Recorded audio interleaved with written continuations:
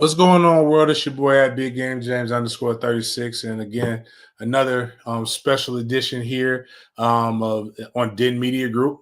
As a lot of you guys know, made a lot of news over the last 2 years was FSU wanting to leave the ACC. A lot of ridicule. A lot of people have given their opinions about it. At first, it was lonely. Then you had Clemson. You had other schools looking to file similar suits. Clemson being the only one that I believe truly went through with it. And every step of the way, we've been kind of there, kind of explaining to you, detailing it, really just giving it to you from the point of common sense. Like a guy, as to quote my favorite rapper, I didn't pass the bar, but I know a little bit. I've been in enough legal trouble to possibly fund somebody to go through law school. But nothing overly bad, but just things that you learn. And we came up with a lot of key things. The reason why I was saying some of the things that I never believed that this was going to see the true light of trial, all because what I've learned is discovery is a motherfucker. And a lot of people picked up these sayings. A lot of people believed in it. But one of the people who is in front of it is my guy, Rohan Law. He's always been in the forefront of it, breaking it down, explaining it to us so that we can all be the smartest person at the bar or in our friend group when we're talking about a myriad of topics. And I've loved his I don't know if it's called using the right way, but his swan song here being at his "I told you so" moments, keeping receipts.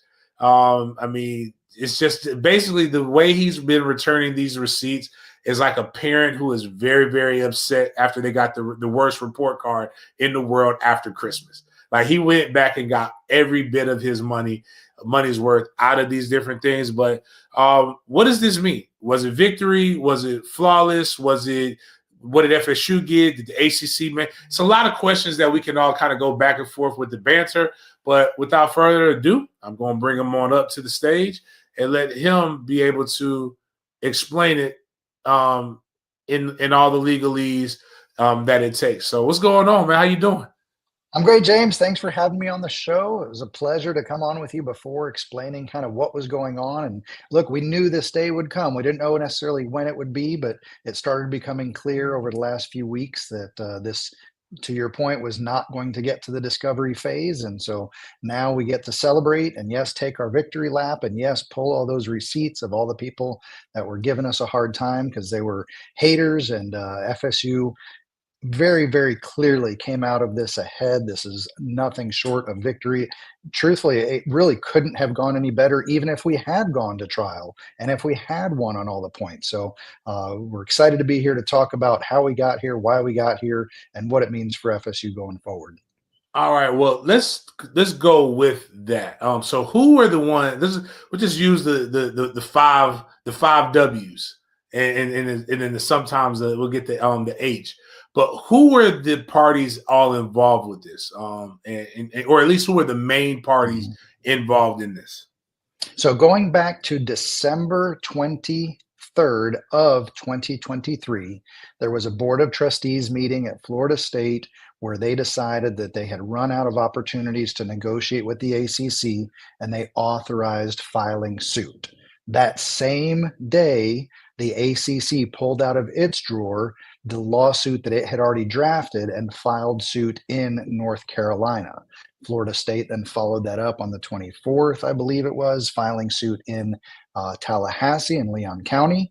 And so we had two competing lawsuits starting back in December of 2023, fighting over whether or not Florida State could get out of the grant of rights, whether or not there was any validity to the idea that Florida State had to pay $572 million to get their rights back, and whether any of the alleged misdeeds by the ACC, including breach of contract, breach of fiduciary duty, that led up to the ESPN contract being signed back in 2016, were enough dirt to cause the contract to not be actually enforceable.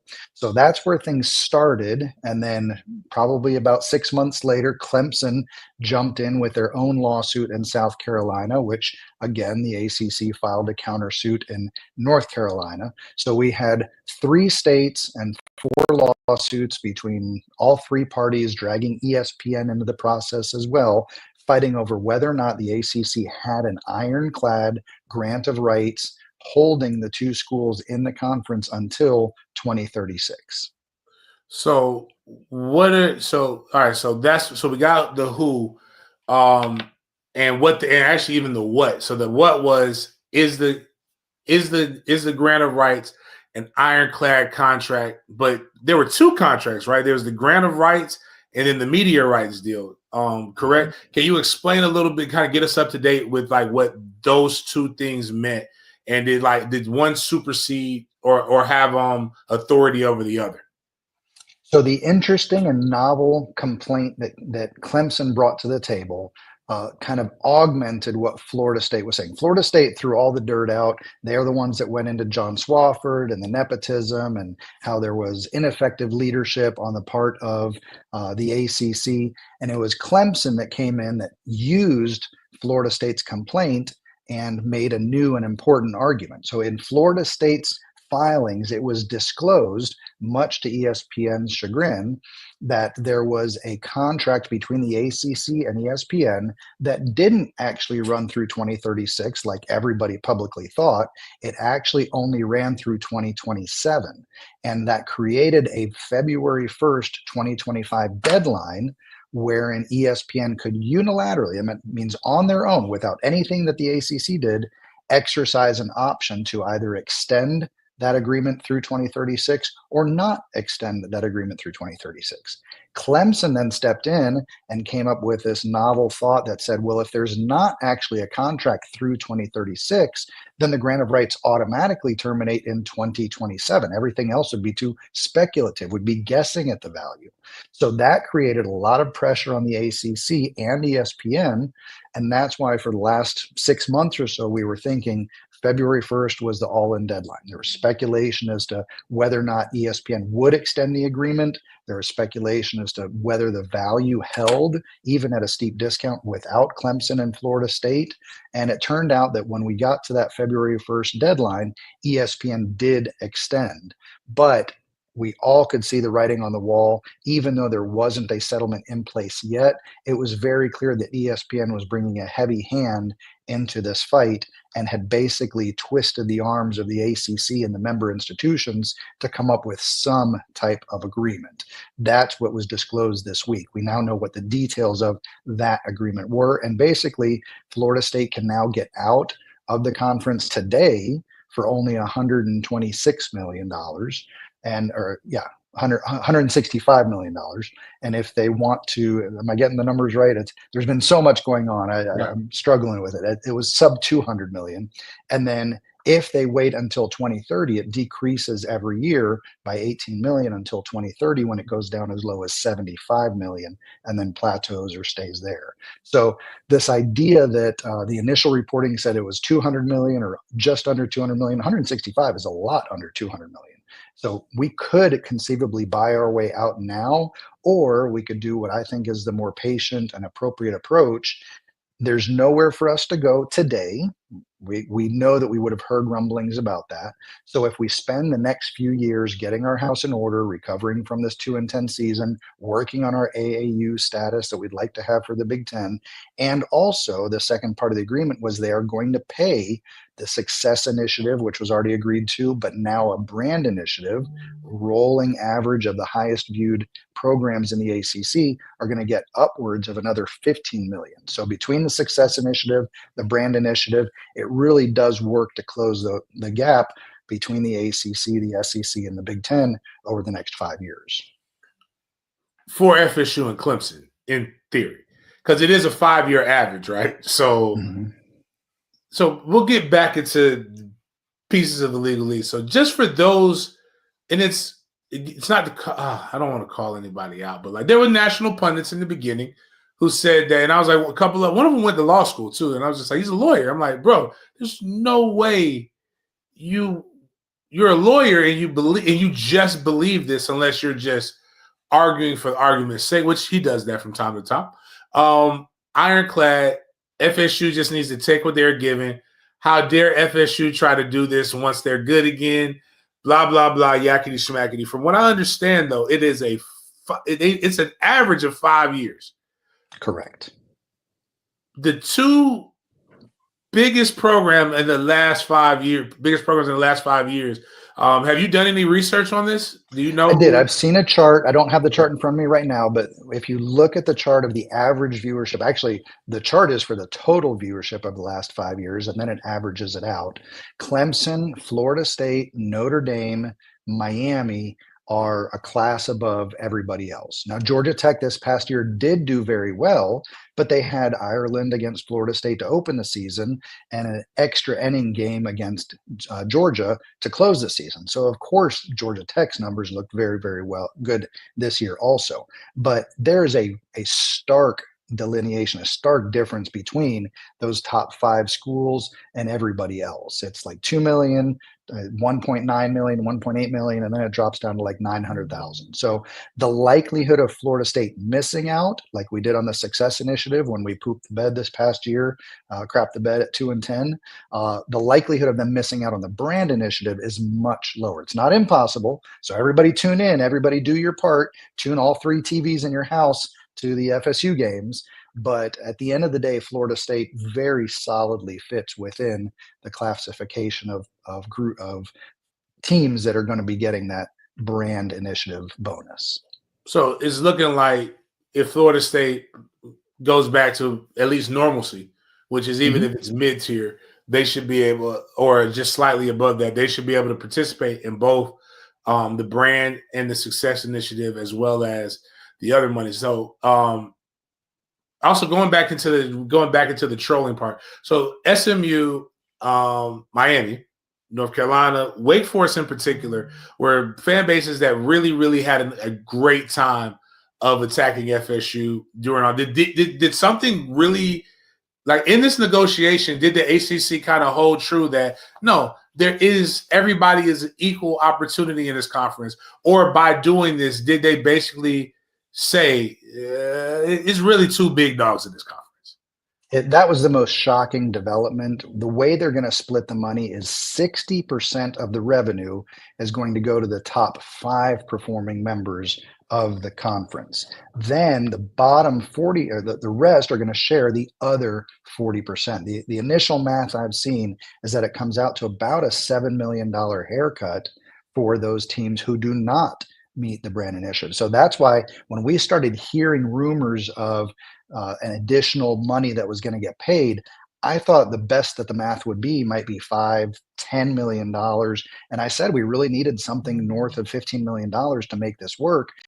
And the only way that works in the math is if you give a haircut to the other teams. So the fact that all the schools have signed on to this haircut makes it very clear that they understand the biggest thing that the ACC got was confirmation that they're going to survive at least another 5 years. And it wouldn't surprise me if Florida State and Clemson tacitly or clearly said, we won't try to get out any sooner than 2030 either. And that makes sense. That lines up with the big contract negotiations, the Big Ten contract negotiations with ESPN in 2030, and the ESPN SEC negotiations that are going to take place in 2031. So this idea that, yes, we have to wait, but we have to wait because it makes sense for everybody else anyway. This really, oh man, I hate to use this guy. It's only one analogy I could use this in, a fortunate way that he passed, but this is very much so the Kobe ring. If anybody remembers when Kobe got caught in Colorado for all of the things that he did, Vanessa got a really, really big ring to ride it out, or even Michael Jordan when he was going through the divorce with his wife. If you need a true college football apples to apples comparison, think Texas staying in the Big 12 by getting the Longhorn Network and not leaving to go to the Pac-12. That's what this really, really feels like right now, because I don't see it the way the landscape keeps shifting to a Power 2 conference type conference deal. That's the only way that it makes sense, especially with right now the Big Ten and SEC vying for 4 automatic playing spots. So I think that's the only way to go. But it does it just definitely goes to show, and it reinforces through legal, that Florida State is one of the bigger dogs. Clemson is one of the bigger dogs in college football, because would we probably see this happen in any other conference where so much scrambling is done to maintain two teams? I can't imagine it. Of course, nobody wants to get out of the SEC. Nobody Right. wants to get out of the Big. And the other teams, the other properties that are in their current respective conferences right now, really don't merit this type of fight. One of the interesting things that are going to come next, that when I want to see over the next year, 2 years of how the fallout from this takes place, is this has now set a standard of uneven revenue distribution. Well, is Penn State going to start looking at Northwestern and getting jealous of sharing an even share with them?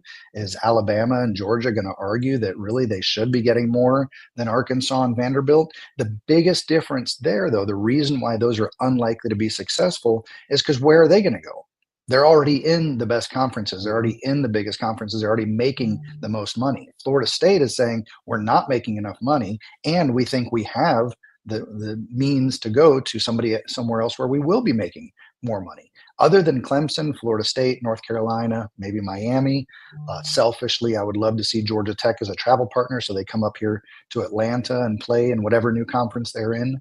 Other than something along those lines, the rest of the conference is stuck. Either the ACC will continue to succeed or they will merge. I don't think they're going to merge. I think the ACC is too jealous and has put too much time and effort into the creation of the ACC and the existence of the ACC. But will the ACC then be next to the Big 12, slightly above the Big 12 or just below the Big 12? Or are they going to fall all the way down to being an AAC analogy? It depends on who they get to fill in the spots, because Clemson and Florida State are leaving. So, as an attorney, do you settle this do you request your clients settle this if they have a strong case? Or what would be because again, I go back to Ironclad, I go back to where are they going to go, I go back to a lot of the different arguments that were being made. Like, if the ACC were the clearly had the advantage, would there be any situation where it would behoove them or benefit them to settle this? The difference is between 75 million and 575 million, and not just times one, but times two schools. So you're talking about $1 billion worth of money left on the table if this was ironclad.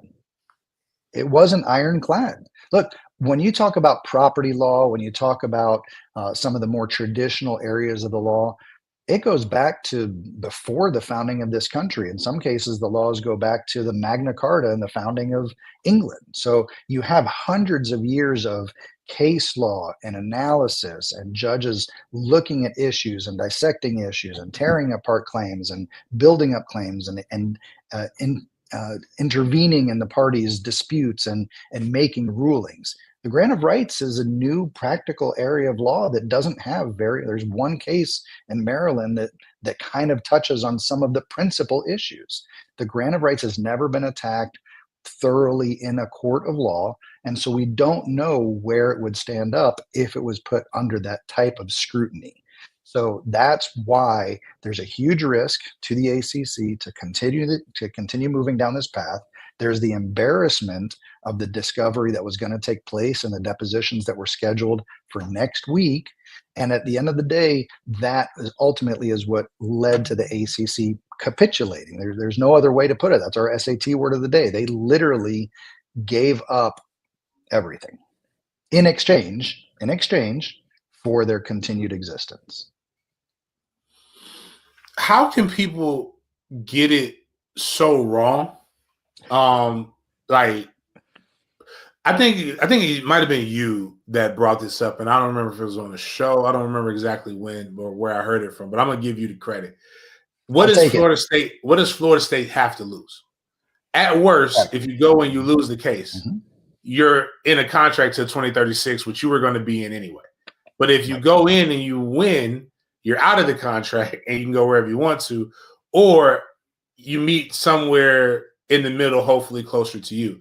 For all of the people who were the articles, the tweets, the mainstream media, just the everyday, why is Florida State doing this? Why are they doing I just use. I don't know enough to scare myself, I guess, when it comes to this. Like I just know that 1 + 1 is supposed to equal 2, and if it's not equaling 2, I got to figure out how to make it equal 2. And to me, just the conference did not make sense.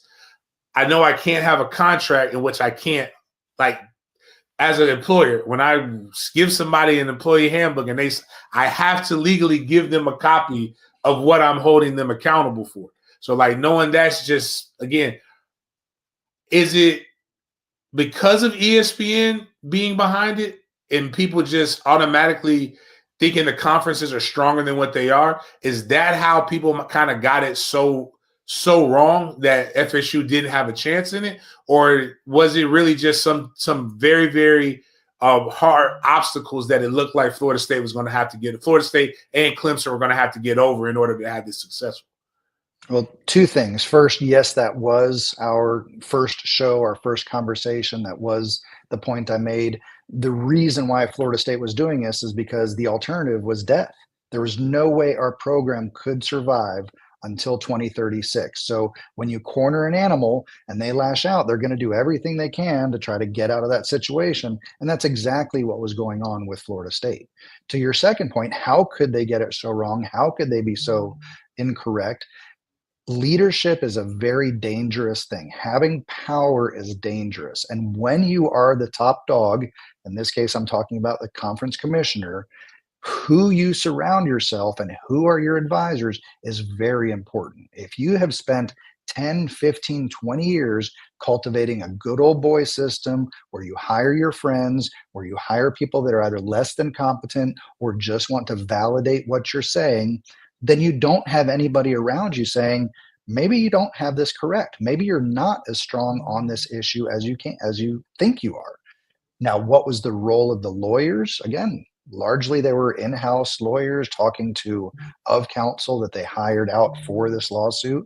I don't know what those conversations were. When somebody's sitting in my office talking about a criminal case where they recorded themselves committing the act, and then their police get a hold of the phone and have the video, I'm not sitting there telling them, you got this, let's take this to trial, don't worry about it, you'll be fine.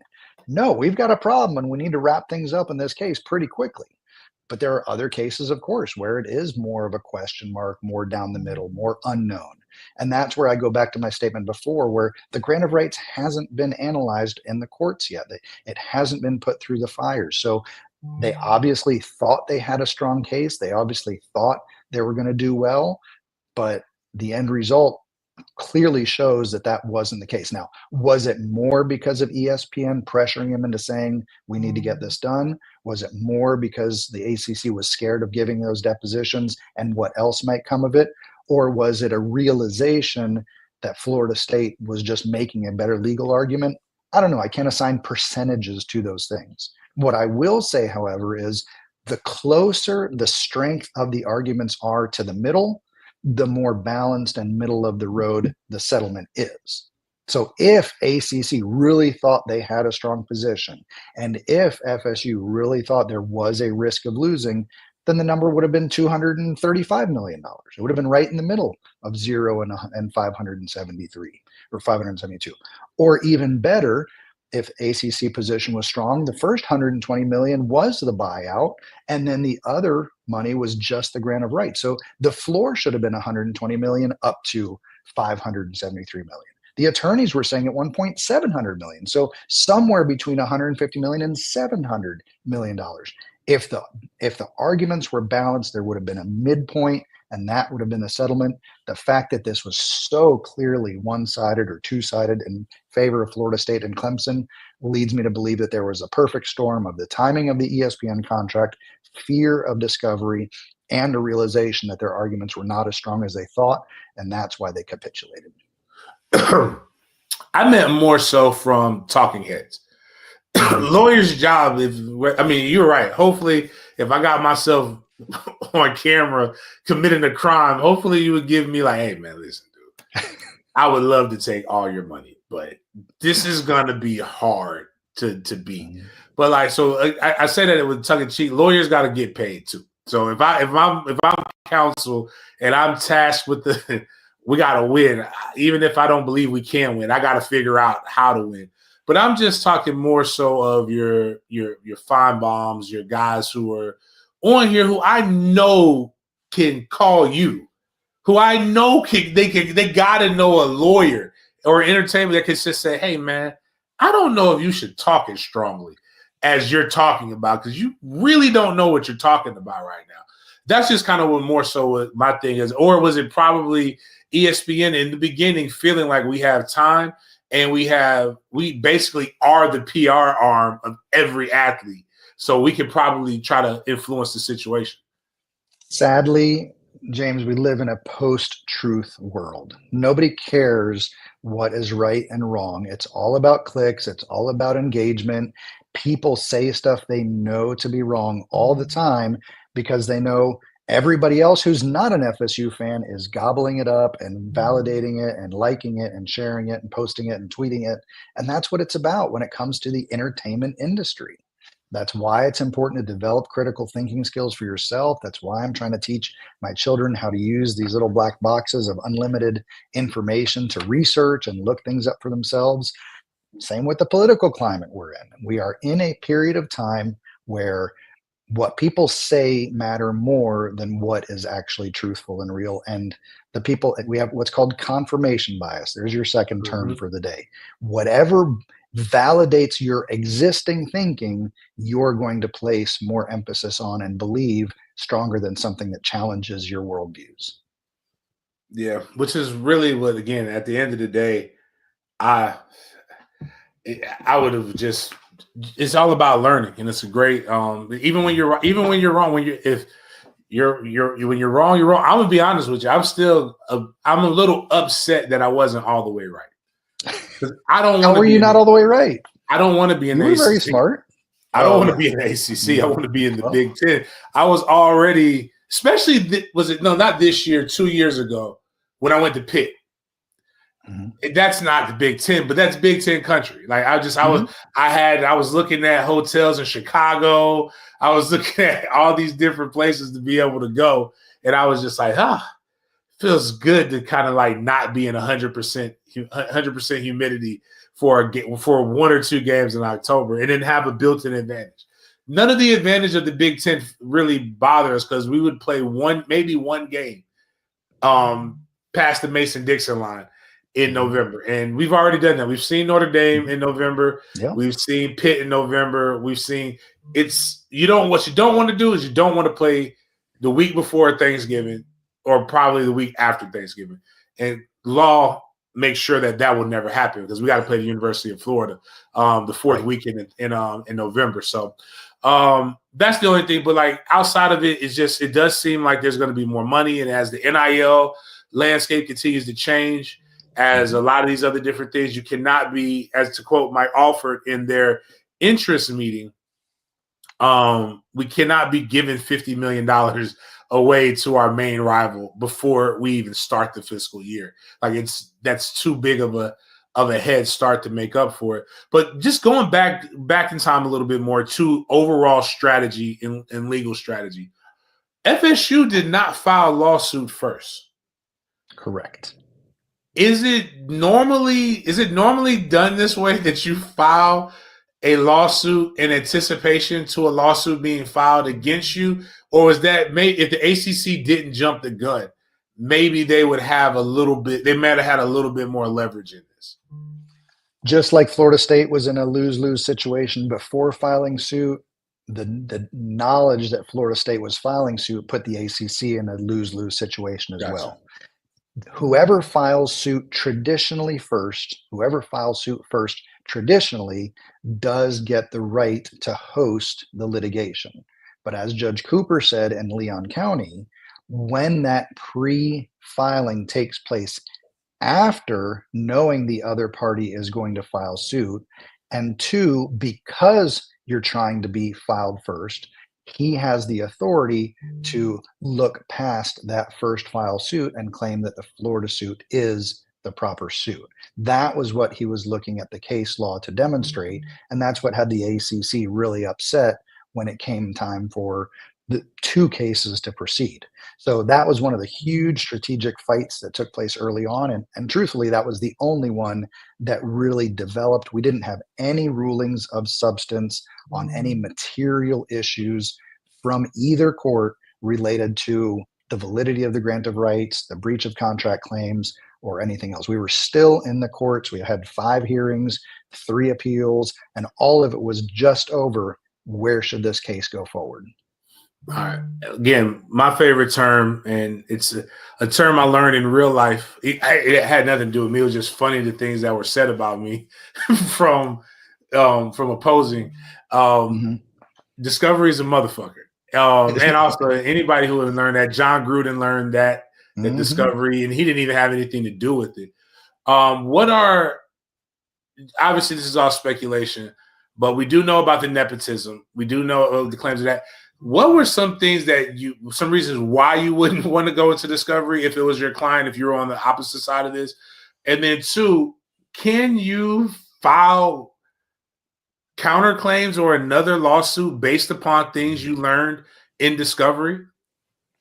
So one of the biggest issues that was revealed in discovery that would have been problematic in the depositions was the alleged threat that ESPN was ready to walk away from the conference if they didn't sign a grant of rights. How close to intimating that did the ESPN officials get? What was actually in writing and what did the ACC officials hear? But that was the original impetus for entering into the grant of rights. If we don't do this, then the ESPN is not willing to invest in the ACC. So that's the first question. There were also issues of whether or not there were conversations between the ACC and ESPN about the second tier and third tier rights that would stay with Raycom, and whether or not there was an agreement to give those games to Raycom in exchange for a discounted rate or in exchange for a longer term. All the other conferences have very small terms for their media rights deals, usually 5, maybe 7 years.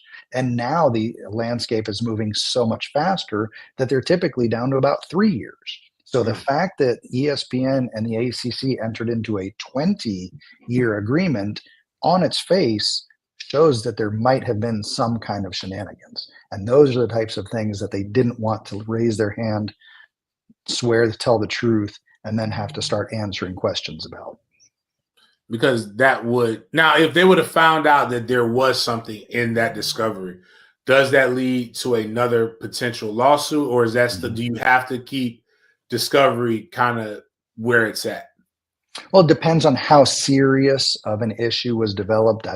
We're speculating at this point. This is not what was revealed. This is not what was discussed. But just talking generally, fraud generally tolls the statute of limitations in a contract case. So if somebody lies to you and tells you something that's not true, and you rely on that lie and you form that opinion that the contract needs to be signed based on that misrepresentation, then you don't have to adhere to the strict limitations that the statute of limitations generally provides. Now, we were still stretching the barrier on that because it's when you knew about the fraud or should have known about the fraud. And we probably should have figured this out under our prior administration here at Florida State.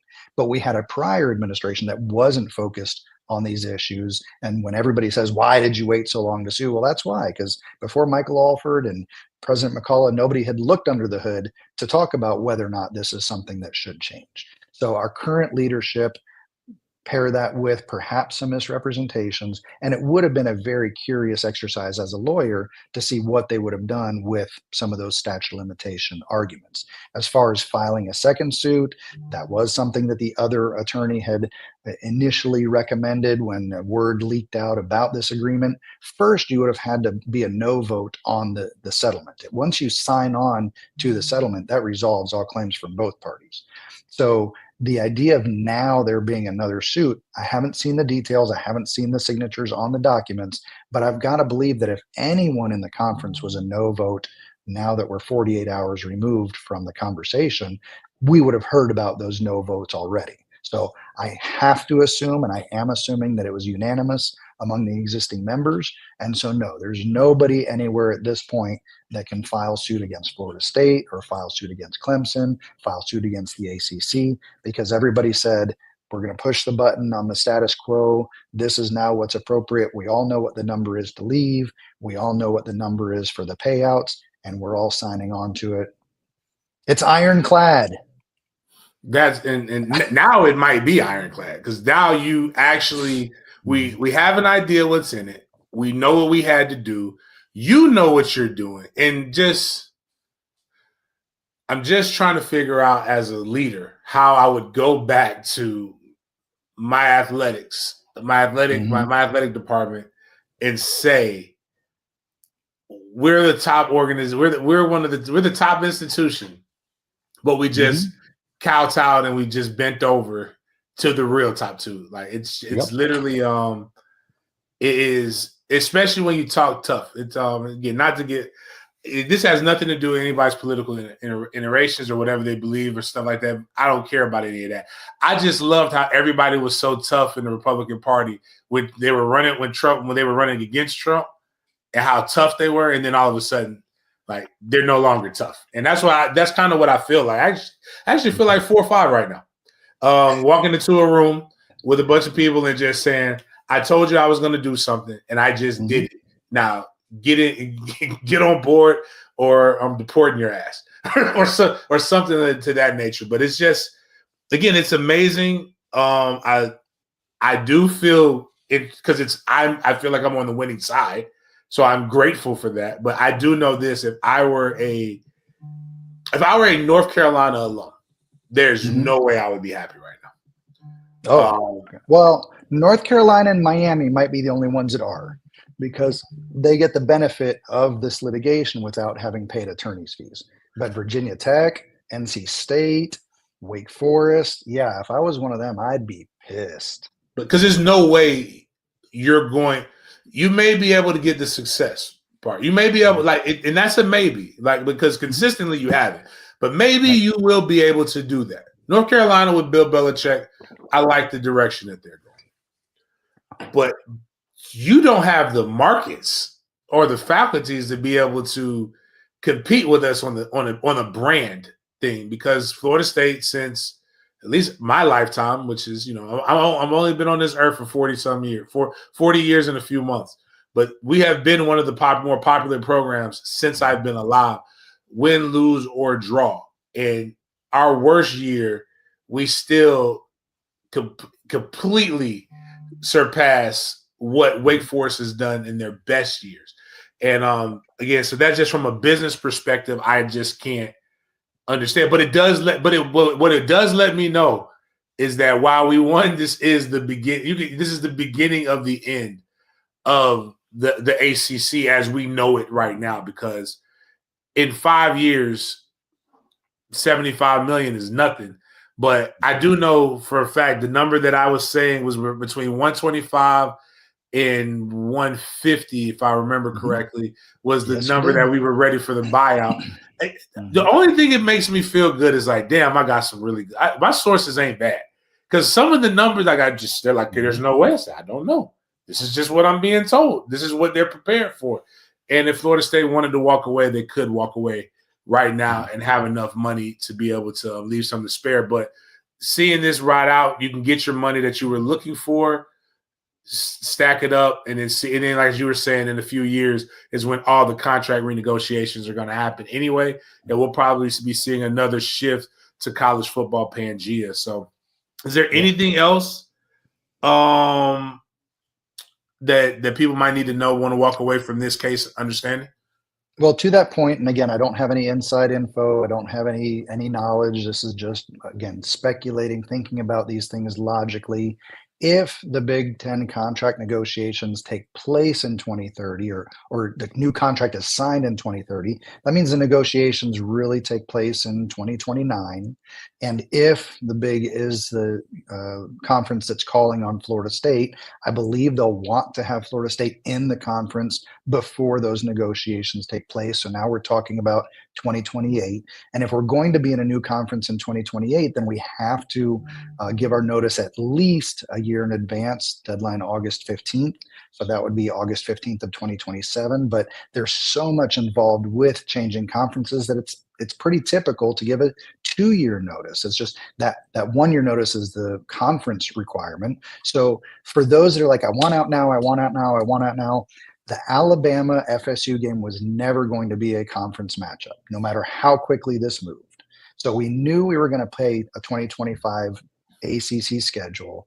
And I suspect at some point in the 2026 calendar year is when we have the conversations and ultimately make the announcement of whether we're going towards the Big Ten or the SEC, or at least start establishing those roads.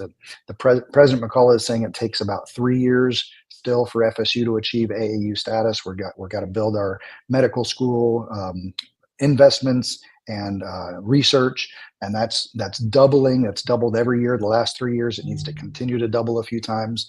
So we're still looking at 2027, 2028 at the earliest for AAU status. So if that truly is a prerequisite for the Big Ten, then you're looking at 27 or 28. But I think that the SEC is, or the ESPN, as part of this move to get this extension signed, probably has already worked out with Fox who's going where. So if we are going to the SEC, I wouldn't be shocked to see an announcement in 2026 or early 2027 about that. So yes, you need to be patient. Yes, we're not getting out today, but that doesn't mean that this isn't very, very close. And those dates are going to be here before you know it.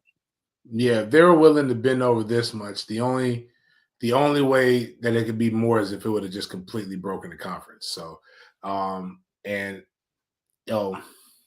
the end of the day is just business. I mean, that's kind of where it goes. And hey, either they can figure out how to negotiate better contracts with ESPN to where everybody can get paid more, or Florida State has to do what's in the best interest, as well as the other programs that are looking to do likewise. So, all right, tell everybody where we can find you.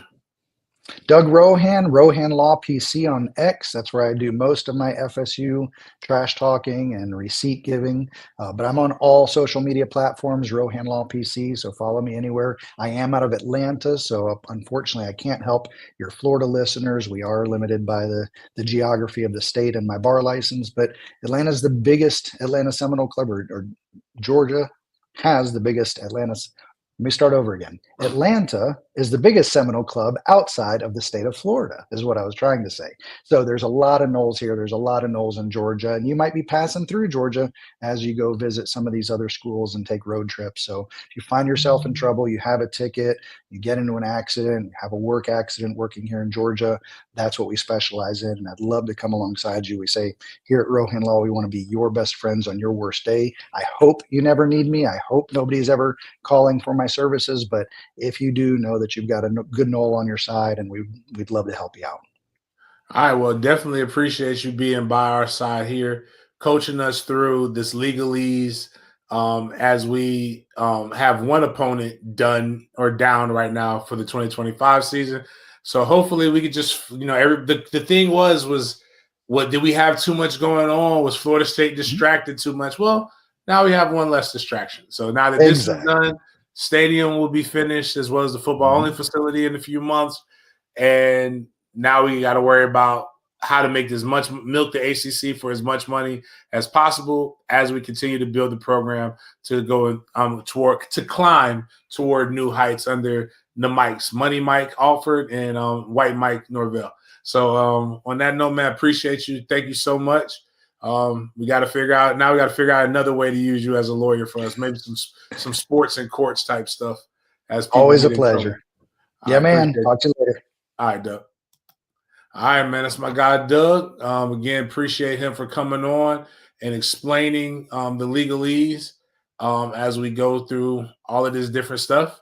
Appreciate you guys for chopping up. We will see you guys tomorrow morning at 10:30. At 9:30 for Big Games BS. If somehow we get to 7,000, we'll give somebody $500 tomorrow live on BS and $200 to a member. Let's make sure we grow the channel. Appreciate you guys for chopping it up with me. We'll see you guys next time.